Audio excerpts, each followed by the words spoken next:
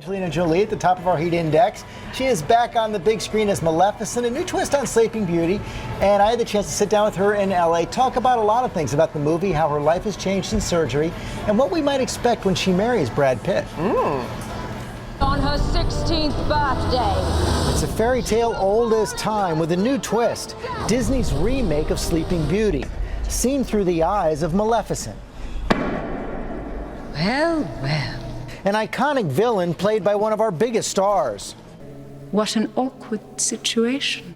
Angelina Jolie says she was drawn to Maleficent even as a young girl. When I was little, I didn't relate to the princesses. Listen well, all of you. I saw Maleficent and I just thought she was so elegant. You seem to be having a great time, but you had to play around with the voice a little bit. I did.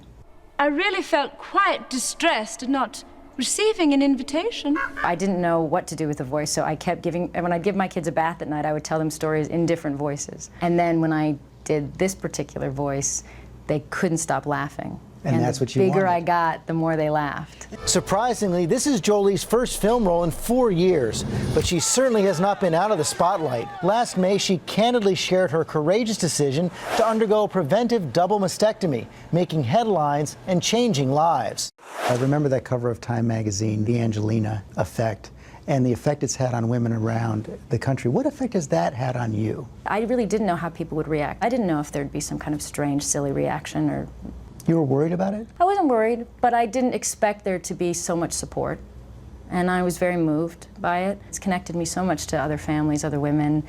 And, you know, and now when I meet people, we don't talk as much about films, but we talk about their children or women's choices or their wives. So it's been a really beautiful journey. Her frankness on this issue is yet another example of Jolie using the flame of her stardom to cast a light on global problems, something she's been doing for more than a decade through her humanitarian work. You know, we talked, I think you were in Washington back in 2005. You spent a day in Washington. I asked you then if you would ever think about going into politics. You said, no, I have way too many skeletons. I wonder if by now all my skeletons are out. They're probably all out. Well, that's what I don't know if I have any left. You know, it's almost 10 years later. Can you reconsider now? You know, if I thought I'd be effective, I would. But I'm not sure if I would ever be taken seriously in that way and be able to be effective. So put a question mark next to politics. As for those wedding plans, I was surprised to see you talking about your kids talking about a possible wedding. What is a paintball wedding?